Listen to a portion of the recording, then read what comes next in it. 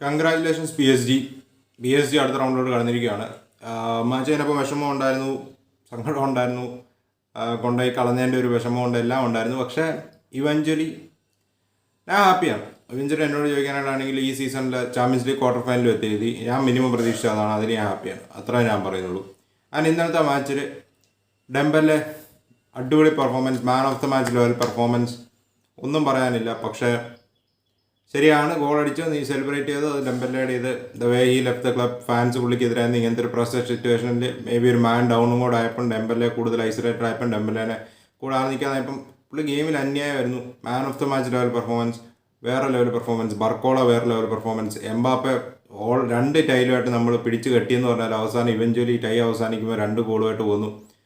And ലൂച്ചോ, credit goes to ലൂച്ചോ, ടീമിനെ setup ചെയ്യുന്ന രീതിയിൽ PSG 4-1 ജയിച്ചു, അടുത്ത റൗണ്ടിലോട്ട് കടന്നു. ഒന്നും പറയാനില്ല. ലൂച്ചോ ആൻഡ് ഹിസ് ടീം കൺഗ്രാജുലേഷൻസ്. അടുത്ത റൗണ്ടിൽ ബൊറുസിയ ഡോർട്ട്മുണ്ടിനെ നേരിടും. PSG കുറിച്ച് അത്രേ എനിക്ക് പറയാനുള്ളൂ. ഇനി നമുക്ക് നേരെ എൻ്റെ ടീമിലോട്ട് കിടക്കാം, ബാർസലോണയെ കുറിച്ച് പറയാം. സോ ബാർസലോണ ഞാൻ പറഞ്ഞായിരുന്നു 99% ഫെയ്ത്ത്, വിശ്വാസം, അതിൻ്റെ പുറത്താണ് ഞാൻ പോകുന്നതെന്ന് പറഞ്ഞത്. മാച്ചിലോട്ട് തുടക്കത്തിൽ തന്നെ നമ്മൾ ആദ്യമേ തന്നെ എഗെയിൻസ്റ്റ് ദ ഫ്ലോ ഗെയിമിൻ്റെ ഫ്ലോയ്ക്ക് എഗെയിൻസ്റ്റ് ആയിട്ട് ബാർസലോണയാണ് കയറി ഗോൾ അടിച്ചതെന്ന് പറയാം.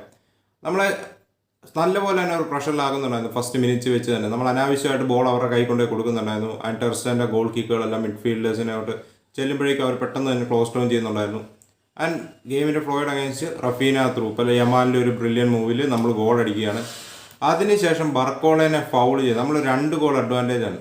അവിടെ അറോഹോ എന്തിനാ, അത് റെഡ് കാർഡാണോ അല്ല, അത് നിങ്ങൾ ഡിബേറ്റ് ചെയ്യുക. ഞാൻ അതിനെക്കുറിച്ച് പറയുന്നില്ല. അതിനെക്കുറിച്ച് പറയാൻ പോയാൽ 10-20 മിനിറ്റ് അതിനെക്കുറിച്ച് തന്നെ സംസാരിച്ച് തർക്കിച്ചുകൊണ്ടിരിക്കേണ്ടി വരും.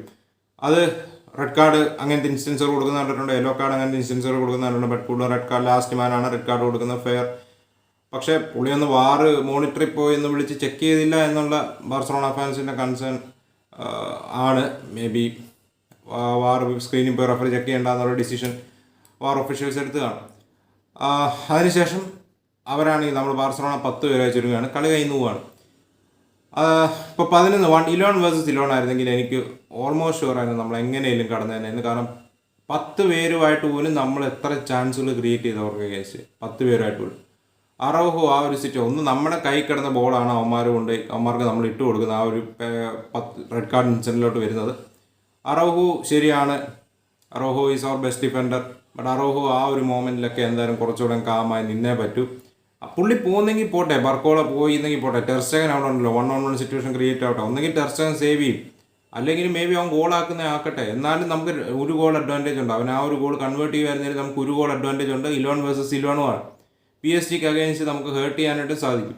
കണ്ടതല്ലേ, 10 പേരുമായിട്ട് ചുരുങ്ങിയതിന് ശേഷം നമ്മൾ ആദ്യമേ കുറേ ബാക്ക്ഫുഡിലായിരുന്നു. ഈ 1 ഗോൾ ലീഡ് പ്രൊട്ടക്ട് ചെയ്യാനായിട്ട് എന്താണ് നമ്മൾ റിസ്ക് എടുക്കാനായിട്ട് ആദ്യമേ കുറച്ച് മടിക്കുമായിരുന്നു. പിന്നീട് സെക്കൻഡ് ഹാഫിൽ അവർ ഈക്വലൈസ് ചെയ്തതിന് ശേഷമാണ് വീണ്ടും, അതായത് 1 ഗോൾ അടിച്ചു, രണ്ടാമത്തെ ഗോൾ വന്നതിന് ശേഷമാണ്, അതായത് 4-4 അഗ്രിഗേറ്റ് ആക്കിയതിന് ശേഷമാണ് നമ്മൾ കുറച്ചുകൂടെ അങ്ങോട്ട് ചാൻസുകൾക്ക് വേണ്ടി ശ്രമിക്കുന്നത്. ആ ഒരു ഗോൾ വരുന്ന ഇൻസിഡൻറ്റ്, ഫസ്റ്റ് ഗോൾ വരുന്ന ഇൻസിഡൻറ്റ്, ബർക്കോള ഇപ്പം യമാലിനെ മാറ്റണോ പെഡ്രീനെ മാറ്റണോ എന്നുള്ള കൺഫ്യൂഷൻ ആയിരുന്നു എന്നാണ് ഇപ്പം സാവി പറഞ്ഞത്. ഇപ്പം പെഡ്രീനെ കീപ്പ് ചെയ്യാനായിട്ടുള്ള കാരണം നമുക്ക് മിഡ്ഫീൽഡിൽ കൂടുതൽ കൺട്രോൾ കിട്ടാനായിട്ടായിരുന്നു തോന്നുന്നു. ബട്ട് ഫെയർ കോളാണ്. പക്ഷേ യമാൽ ആ റൈറ്റ് ഹാൻഡ് സൈഡിൽ നിന്ന് പോകുമ്പോൾ ഡിഫെൻസീവ്ലി നമുക്ക് ആ യമാലിൻ്റെ കോൺട്രിബ്യൂഷൻ റൈറ്റ് ഹാൻഡ് സൈഡിൽ പോവുകയാണ്.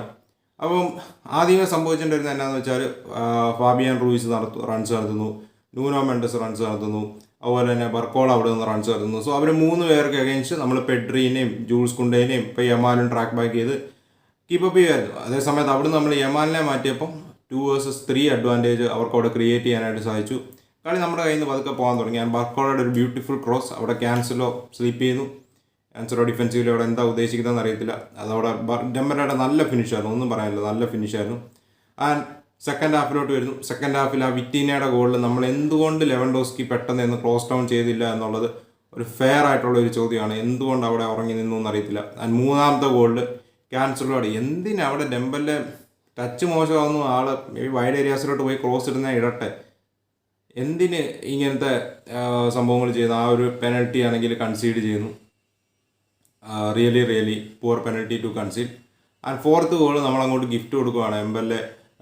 എംബാപ്പെ മോൻ ഒന്ന് അടിച്ചോ എന്നുള്ള രീതിയിൽ. ടെർസ്റ്റഗൻ്റെ 2 മനോഹര സേവുകൾ, പക്ഷേ കുണ്ടെ ടീംമേറ്റ് ആയതുകൊണ്ടാണെന്ന് തോന്നുന്നു ഫ്രാൻസിന് ഇട്ട് കൊടുക്കുന്ന അടിച്ചോ എന്നുള്ള രീതിയിൽ 4th ഗോൾ കൺസീഡ് ചെയ്യുന്നു. പക്ഷേ എനിക്കൊരു കാര്യം പ്രിറ്റി ഷുവറാണ്. ഇപ്പം നമ്മൾ 11 vs 11 ആയിരുന്നെങ്കിൽ നമ്മൾ ഇതിലും കൂടുതൽ ചാൻസുകൾ ക്രിയേറ്റ് ചെയ്തതിനെ മേ ബി നമ്മൾ നല്ലപോലെ തന്നെ പെർഫോം ചെയ്തിരുന്നതെന്നാണ് എനിക്ക് പേഴ്സണലി തോന്നുന്നത്. എങ്ങനെയായാലും ഇവഞ്ച്വലി നമ്മൾ കടന്നേരെന്നാണ് തോന്നുന്നത്. അതിന് എനിക്ക് ഈ മാച്ചിലോട്ട് കൂടുതൽ പറയാനായിട്ടുള്ളത്, ഇപ്പം വി ഷുഡ് ബാക്ക് ടെർസ്റ്റഗൻ. ഇപ്പം ടെർസ്റ്റഗനെ മാച്ചിന് ശേഷം കുറേ പേര് കുറ്റം പറയുന്നത്, അഥവാ കുറേ ഫാൻസ് കയറി ഓരോന്ന് 4 ഗോൾ കൺസീഡ് ചെയ്ത്, ബട്ട് ആ 4 ഗോളിനും പുള്ളിക്ക് ഒന്നും ചെയ്യാനില്ല. ശരിയാണ്, ചില പുള്ളിയുടെ ഡിസിഷൻ മേക്കിംഗ്, എസ്പെഷ്യലി പുള്ളിയുടെ ഡിസ്ട്രിബ്യൂഷൻ്റെ സമയത്തൊക്കെ കുറച്ച് ക്വസ്റ്റ്യനുകൾ ഉണ്ടായിരുന്നു. ആൻഡ് അറോഹോനെ കുറേ പേര് പോയി പുള്ളിയുടെ കമൻറ്റ് ബോക്സിൽ പോയി അനാവശ്യം പറയുന്നത് കേൾക്കുന്നത്. അത് ട്രൂ ബാർസ ഫാൻസ് ആണെന്ന് ഞാൻ പറയത്തില്ല. ട്രൂ ക്യാൻസെല്ലോനെ കുറ്റം പറയാം. ക്യാൻസെല്ലോ ഡിസർവിങ് ആണ് കുറച്ച്. ഞാൻ പറയുന്നത് ലോങ് ടൈം ക്യാൻസെല്ലോ, ഇപ്പോൾ നമുക്ക് ടൈറ്റിൽ വിന്നിങ് ടീമിലോട്ടൊക്കെ പോകണമെങ്കിൽ ക്യാൻസെല്ലോ is not the solution.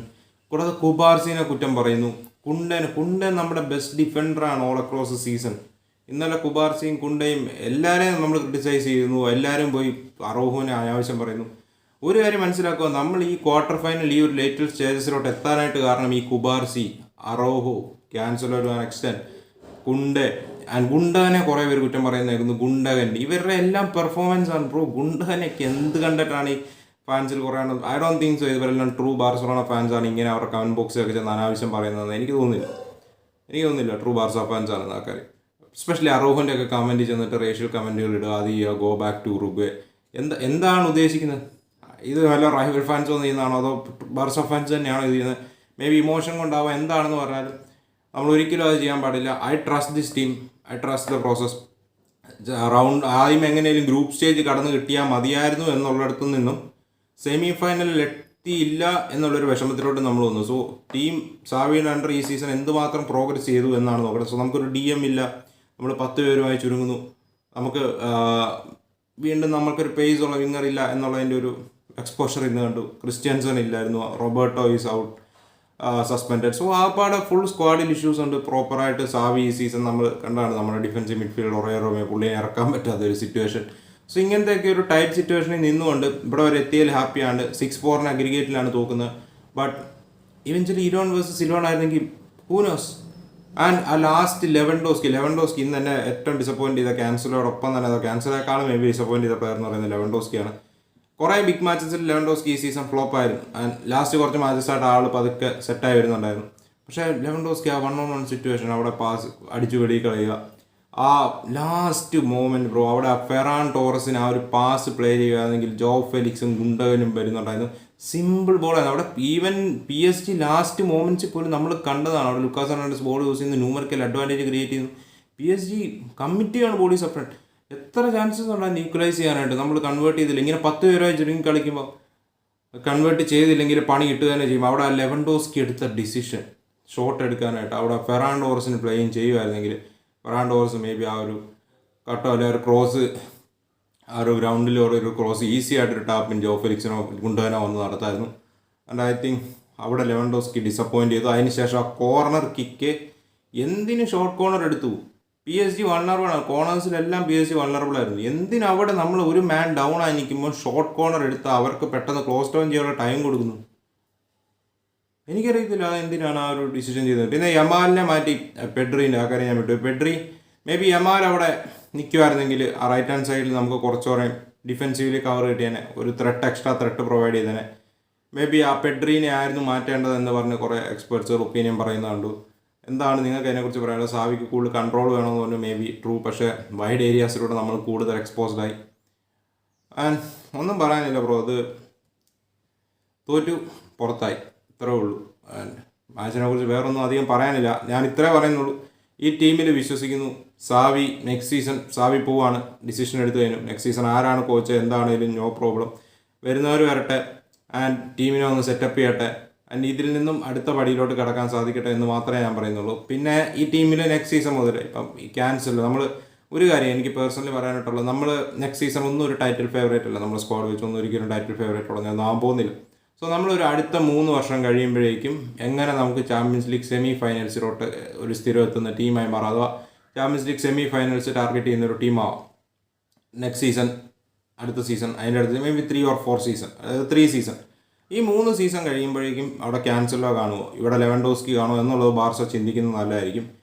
Next season മുതൽ നമ്മൾ ഫ്യൂച്ചർ ഒരു അടുത്ത 3 വർഷം കഴിഞ്ഞുള്ള നമ്മുടെ ടീം, അതായത് 4 വർഷം കഴിഞ്ഞുള്ള നമ്മുടെ ടീം നമ്മുടെ അക്കാഡമി പ്ലേയേഴ്സെങ്കിൽ അക്കാഡമി പ്ലേയേഴ്സ് അടുത്ത 4 വർഷം കഴിയുമ്പോൾ ഇവർക്ക് ബിഗ് എക്സ്പീരിയൻസുകൾ ഉണ്ടായിരിക്കണം. സോ അതിനാണ്ട് നെക്സ്റ്റ് സീസൺ മുതൽ എൻ്റെ ഒരു ഒപ്പീനിയൻ, അതായത് നെക്സ്റ്റ് മാച്ചസ് മുതൽ എനിക്ക് വിക്ടർ റോക്കേനെയും മാർഗുവിനെയും നമ്മൾ കൂടുതൽ യൂസ് ചെയ്യുന്ന കാണണം. താൻ ലെവൻഡോസ്കി ക്യാൻസറോടെ സ്ഥാനത്ത് മേ ബി ഹെക്ടർ ഫോർഡിനല്ല അക്കാഡമിയിൽ നിന്ന് ഏതെങ്കിലും ബാൾഡെ ഇപ്പോൾ ഇഞ്ചേർഡാണ്, ബാൾഡെ തിരിച്ചു വന്ന ബാൾഡെ ഒക്കെ കൂടുതലും നമ്മൾ ആ ലെഫ്റ്റ് ബാക്ക് റോളിൽ കളിപ്പിക്കുക, എക്സ്പീരിയൻസ് കൊടുക്കുക, ബിഗ് ഗെയിം പ്രഷർ എന്താണെന്ന് അറിയിപ്പിക്കുക. സോ ആഫ്റ്റർ മേ ബി ഒരു 3 സീസൺ അഥവാ ഒരു 4 സീസൺ വരെ നമുക്ക് മേ ബി കഴിഞ്ഞതിന് ശേഷം സ്ഥിരം ചാമ്പ്യൻസ് ലീഗ് സെമി ഫൈനലുകൾ കളിക്കാൻ റെഡി ആവുന്ന ഒരു ബിഗ് പ്രഷർ കൺട്രോൾ ചെയ്യാൻ കപ്പാസിറ്റി ഉള്ള പ്ലേയേഴ്സായി നമ്മുടെ ഈ ഫെർമിൻ ലോപ്പസ്, ഇപ്പം വിക്ടർ ഫോർട്ടെ, കുബാർസി, ഈവൻ അറോഹു ആണെങ്കിലും വളരെ എങ്ങാണ് അറോഹു, ഇങ്ങനത്തെ പ്ലേയേഴ്സിനെയൊക്കെ മാറ്റണം. നമ്മൾ നെക്സ്റ്റ് 3-4 ഇയേഴ്സ് കാണണം എന്നുള്ളതാണ് എൻ്റെ ഒരു പേഴ്സണൽ ഒപ്പീനിയൻ. ആൻഡ് എന്താണ് നിങ്ങൾക്ക് എൻ്റെ ഈ ഒപ്പീനിയനെ കുറിച്ച് പറയാനായിട്ടുള്ളത്? കാരണം നെക്സ്റ്റ് സീസൺ നമ്മൾ ഇതുപോലെ തന്നെ ഇപ്പോഴത്തെ ഈ ടീമിനെ വെച്ച് എനിക്ക് തോന്നുന്നില്ല ബ്രോ, നമ്മുടെ ടീം ഭയങ്കര ഇംബാലൻസ്ഡ് ആണ്. ആൻഡ് ക്ലബ് വേൾഡ് കപ്പിൽ നിന്ന് നമ്മൾ പുറത്തായിരിക്കുകയാണ്. There will be no Club World Cup for Barca. And എന്നാ പറയുക, ഇപ്പം ഒന്നും പറയാനില്ല. ഇപ്പോൾ ഈ Zubimendi, Nico Williams, Bernardo Silva പേരൊക്കെ ലിങ്ക്ഡ് ആവുന്നുണ്ട്. പക്ഷേ നമ്മുടെ ഫൈനാൻഷ്യൽ സിറ്റുവേഷൻ വെച്ച് ഇത് പുൾ ഓഫ് ചെയ്യാൻ പറ്റുമെന്നുള്ളതാണ് ബിഗ്ഗസ്റ്റ് ക്വസ്റ്റ്യൻ. നമുക്ക് നോക്കാം എന്താവുന്നു. എന്തായാലും എനിക്ക് സത്യം പറഞ്ഞാൽ വീഡിയോ ചെയ്യാനൊന്നും തോന്നുന്നില്ല, ഒന്നും പറയാനും തോന്നുന്നില്ല. അതാണ് അധികം ഒന്നും പറയാത്ത. എന്നോട് പേഴ്സണലി വെക്കാൻ I am happy. Champions League quarter ഫൈനലായിരുന്നു എൻ്റെ എക്സ്പെക്ടേഷൻ, അവിടെ എത്തുകയും ചെയ്തു. ക്വാർട്ടർ ഫൈനലിൽ നല്ലൊരു ഫൈറ്റ് കൊടുത്തുകൊണ്ട് തന്നെയാണ് സെക്കൻഡിലേക്ക് കൊണ്ട് തോൽപ്പിച്ചെന്ന് പറഞ്ഞാലും ഈവൻ വിത്ത് 10 men നമ്മൾ കളിച്ചു, ചാൻസുകൾ ക്രിയേറ്റ് ചെയ്തു, അതാണ് ഒരു ആശ്വാസം. പക്ഷേ കുറേ എക്സ്പീരിയൻസ്ഡ് ആയിട്ടുള്ള കുറേ ബിഗ് ഗെയിം പ്ലേയേഴ്സ് ഡിസപ്പോയിൻറ്റ് ചെയ്തു, അതൊരു ഫാക്റ്റാണ്. അത്രേ എനിക്ക് പറയാനായിട്ടുള്ളൂ. And hope for the best. ഈ സീസൺ നമ്മൾ ടൈറ്റിൽ ലെസ് ആണ്. ലലീഗ കഴിഞ്ഞു പോയി, ലലീഗ കഴിഞ്ഞു പോയി, ചാമ്പ്യൻസ് ലീഗ് പോയി, Copa del Rey Athletic Club അടിച്ചു, സൂപ്പർ കപ്പ് റയൽ മാഡ്രിഡ് അടിച്ചു. So title less season. Xavi പടിയിറങ്ങുന്നു, കുറേ യങ്സ്റ്റേഴ്സ്. ക്ലബിൻ്റെ ഫൈനാൻഷ്യൽ സിറ്റുവേഷൻ എന്താണെന്ന് അറിയത്തില്ല. നെക്സ്റ്റ് സീസൺ മേ ബി അത് റോളർ കോസ്റ്റർ റൈഡായിരിക്കും. എന്താണ് സംഭവിക്കാൻ പോകുന്നതെന്ന് ഒരു ഐഡിയ ഇല്ല. പക്ഷേ trust the team, trust the process. Future നന്നാവുമെന്ന് പ്രതീക്ഷിക്കുന്നു.